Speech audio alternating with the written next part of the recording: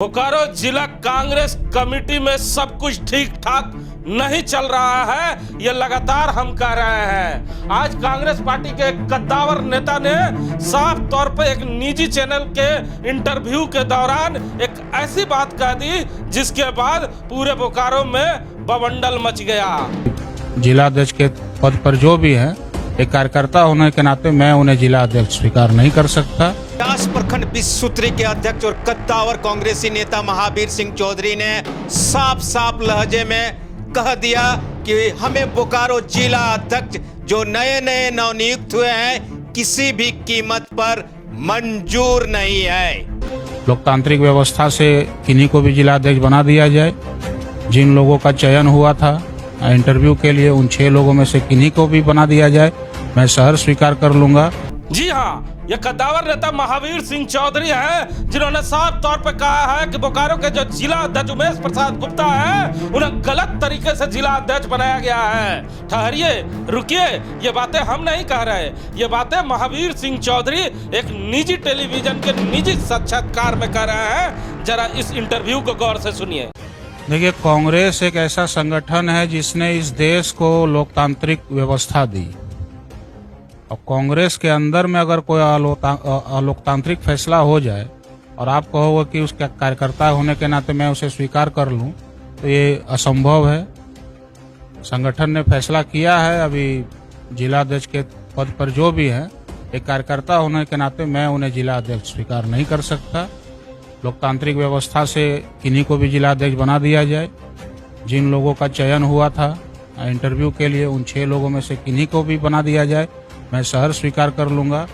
ये अलोकतांत्रिक फैसला मुझे स्वीकार नहीं। और जहां तक बात है कि जो लोग विरोध करने गए उन्हें प्रदेश में स्थान मिल गया, वो शांत हो गए। देखिए, हमने पहले ही आपको बताया था कि साक्षात्कार हम करेंगे, इंटरव्यू हम करेंगे, रिज्यूम हम भरेंगे, लेकिन जिला अध्यक्ष एक ऐसा व्यक्ति बन जाएगा जिसके बारे में किसी ने नहीं सोचा था।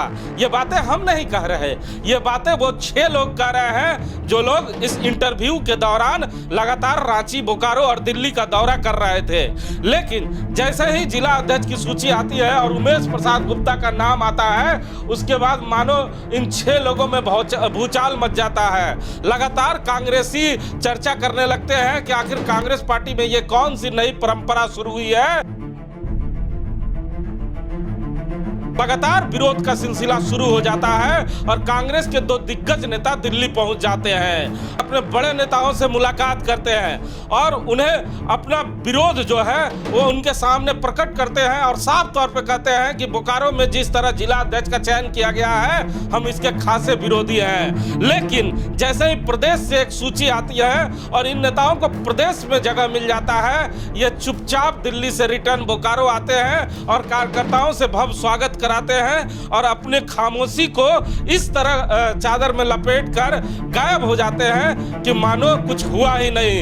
लेकिन कल जो चास के प्रखंड अध्यक्ष हैं, विश्वसूत्री के अध्यक्ष हैं महावीर सिंह चौधरी, उन्होंने एक निजी चैनल के साक्षात्कार में इस तरह का बयान दिया, जो बयान आप सुन रहे थे। उसके बाद मानो भूचाल मच गया। हमारे साथ राम नारायण शर्मा जी है। शर्मा जी, 6 लोग थे, 6 लोग में 3 लोगों को लॉलीपॉप दे दिया गया है। 3 लोग खासे नाराज हैं जो लगातार विरोध कर रहे हैं। साधु शरण गोप ने अपना फेसबुक लाइव कर अपना विरोध का प्रकट किया था, लेकिन मानो लोग सोच रहे थे कि विवाद थम सा गया है और चंद दिनों से कोई बयान नहीं आ रहा था। हम लोगों ने भी समझा कि अब धीरे धीरे मामला सुलझने का काम कर रहा है। लेकिन कल फिर महावीर सिंह चौधरी ने इस तरह का बयान देकर पार्टी के बड़े नेताओं को चैलेंज तो नहीं दे दिया? जी बिल्कुल, महावीर सिंह चौधरी जी ने जो कल अपना बयान दिया है वो पार्टी के लिए एक तरह से बड़ी चेतावनी भी है कि जो लोग सच्चे अर्थ में आपके लिए चयन के आधार के मापदंड को लेकर प्रक्रिया में शामिल हुए थे, आखिर उन्हें क्यों दरकिनार कर दिया गया था, और जो परीक्षा दिए ही नहीं उन्हें इस तरह जिला अध्यक्ष आखिर क्यों बना दिया गया। और उन्होंने बड़े ही, कहा जाता है कि सांस्कारिक तरीके से कहा कि जो कांग्रेस लोकतांत्रिक पार्टी है, कांग्रेस ने देश में लोकतंत्र की स्थापना की है, उस पार्टी के अंदर ऐसी अलोकतांत्रिक व्यवस्था को मैं स्वीकार नहीं करूंगा और बोकारो का जिला अध्यक्ष मुझे किसी भी कीमत पर स्वीकार नहीं है, चाहे जो हो जाए। आपको नहीं लगता कि महावीर सिंह चौधरी ने डायरेक्ट प्रदेश अध्यक्ष का विरोध कर दिया, प्रभारी का विरोध कर दिया, और उनके द्वारा जो चयनित व्यक्ति को यहाँ बैठाया गया उसका तो उन्होंने विरोध कर ही दिया। तो आपको क्या लगता है कि इसका खामियाजा कहीं महावीर सिंह चौधरी को तो नहीं भुगतना पड़ जाए?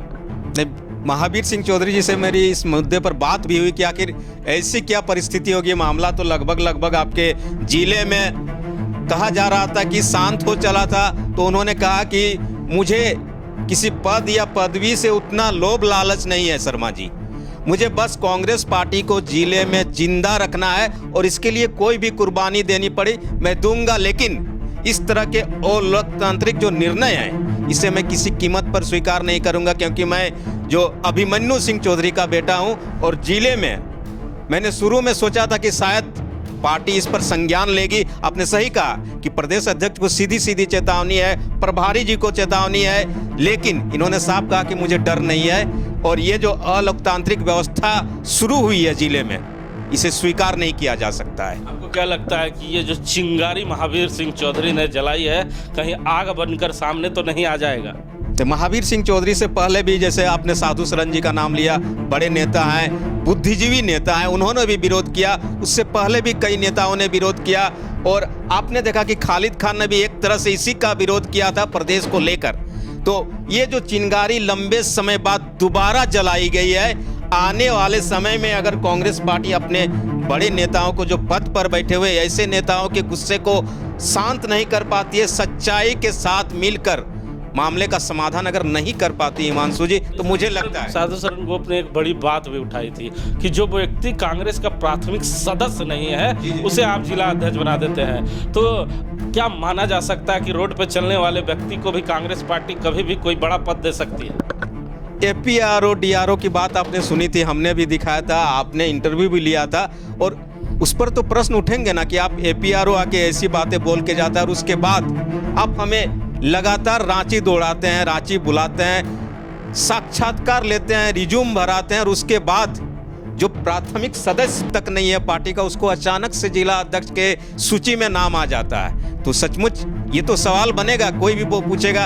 और उन्होंने कांग्रेस को सींचा है जिले में, वो लोगों के बीच वे लोग जाते हैं। सिंह चौधरी भी स्टूडियो आए थे तो साफ तौर पर उन्होंने आरोप लगाया था कि ये तमाम जो लिस्ट है वो पैसे लेके निकलते हैं। हाँ, अजीत जी ने तो बहुत बड़ा आरोप लगाया था कि हमारे प्रभारी इस तरह के काम करते हैं, पैसे तक लेने की बात उन्होंने कही थी। तो आप देखिए कांग्रेस पार्टी जिसको अभी महावीर जी ने कहा कि लोकतांत्रिक व्यवस्था के तहत चलने वाली पार्टी ऐसे निर्णय कैसे कर सकती है। अच्छा, एक शख्स और है जमील अख्तर जिनका नाम है, बड़ा खामोश है, क्या माना जाए? क्योंकि प्रमोद सिंह दिल्ली गए थे, दिल्ली दरबार में हाजिरी लगाया, विरोध किया, उन्हें लॉलीपॉप मिल गया, वो लॉलीपॉप चूसते हुए साइड हो गए। जवाहर जी गए थे, उन्हें भी आइसक्रीम मिल गया, वो भी घिसक गए।